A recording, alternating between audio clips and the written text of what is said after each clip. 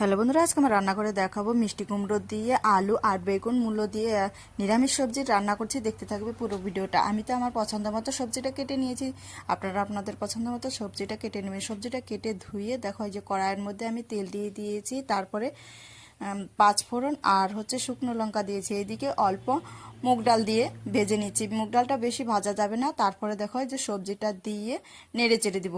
নেড়ে চেড়ে নেওয়ার পর আমি স্বাদ মতো লবণ আর হলুদ আর কাঁচা লঙ্কা দিয়ে আবারও নেড়ে চেড়ে নিচ্ছি। দিয়ে দিচ্ছি সামান্য পরিমাণ আদা বাটা। এইরকম কম মশলা রেসিপি কার কার খেতে ভালো লাগে অবশ্যই কিন্তু কমেন্টে বলে যাবে।